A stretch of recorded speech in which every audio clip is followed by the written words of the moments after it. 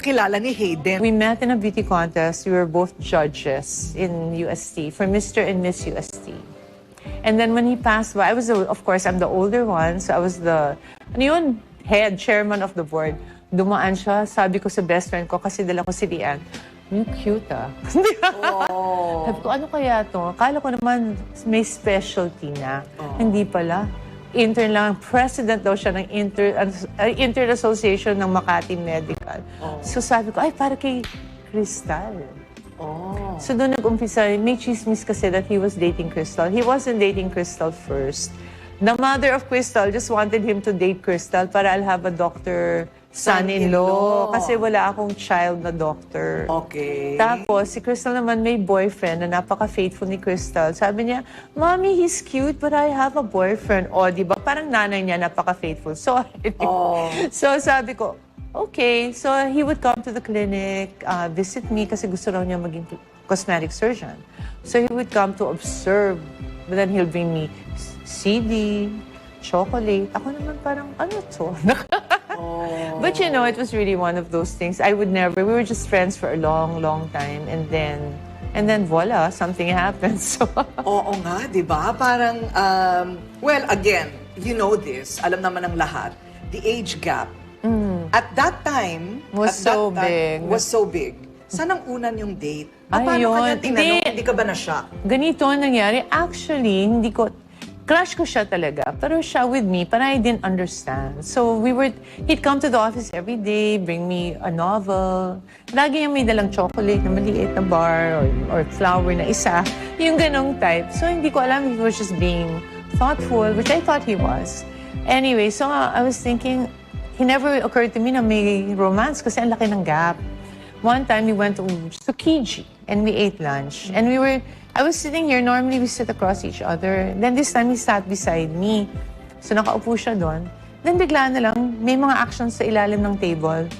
Yung parang ginagano ng pa ako. Tapos, parang he was playing footsie. So ako naman tingin ng tingin kasi hindi ko alam.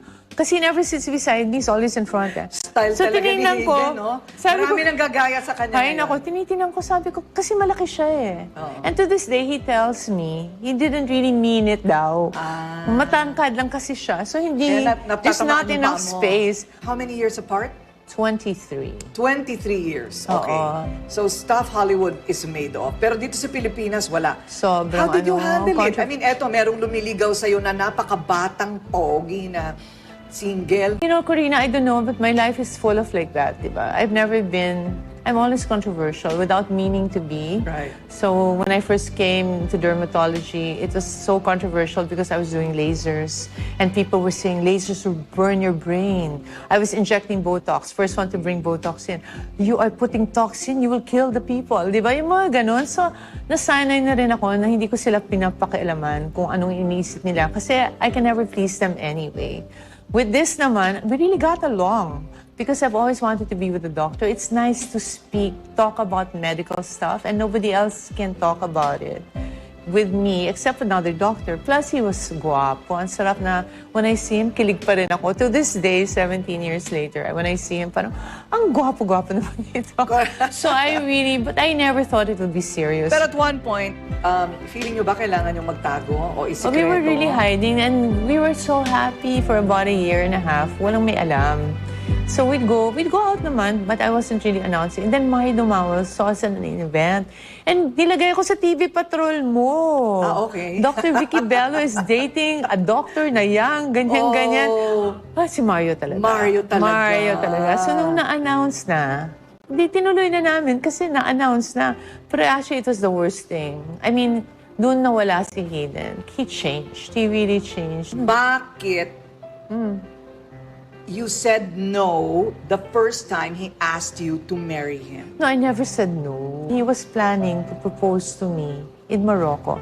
And what he told me is he told you, and he told Georgie, and I don't know, Pepito Albert yata to make me a dress kasi surprise. Okay. Well, of course, sinurprise ko siya. Kasi hindi ko alam na may ganun. So one day, I tell him, I had to give a talk in Texas on December 8. And the thing was supposed to be December 5 to 10. Sabi niya, huh? I said, yeah, I have to give a talk to the nurses in Texas December 8. Why? I said, if you don't have to go, I'm just telling you, you don't have to go if you don't want to. No, I'll go. When we got there pala, propose siya sa Texas. So, nag-give ako ng talk, and then after that, we went to the aquarium because he wanted to see a Bengal tiger. Ako naman, how can you see a Bengal tiger in the aquarium? But there were pala talaga Bengal tigers in the aquarium. Anyway, after the Bengal tiger, we sat down, bigla na lang, splash in the water sa scuba, sa malaking tank ng aquarium. And then there were girls. Sabi niya, ang sexy ng girls. O, di piko naman ako. Parang sexy na naman. Pagtingin ko, nakahawak ng sign. Vicki, will you marry me? I love you. Will you marry me, Hayden? Yung girls were holding the scuba diving tank. And then when I looked at him, wala na siya dito, nandito na siya. Eh, of course, ang dami namin pinagdaanan. I didn't trust him.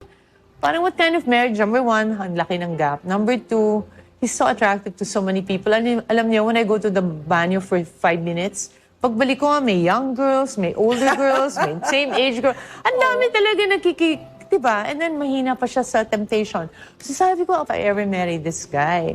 But it was so public and there were so many people. So he said, will you marry me? Ganyan. And I said, yes, I guess. But I said, I really just postponed it for a long time. And when it finally happened, oh my, talagang wala na yatang kakabog sa wedding na yon. I mean, who gets married in that place? Palais Garnier. I know. No, I really have to give it all to Hayden because he planned everything. I think Hayden, the thing about him that I love is everything is special. He will never do ordinary. Diba? So even his proposal, the wedding, we wanted to get married in Paris kasi yun talaga ang favorite city namin. Pero, hanap kami ng hotel. Parang ang papangit. Mas maganda mga hotel dito. And maliliit. Dinaanan namin yung Palais Garnier. And then, I said, what's that? Can we get married there? And he said, I think that's the opera house. So we engaged Javi. But it's a government building. And you know, the French, they don't care to make money or anything. So nobody wanted to give us permission. Pero hindi talaga tinigilan ni Hayden. It is the most beautiful I've ever seen.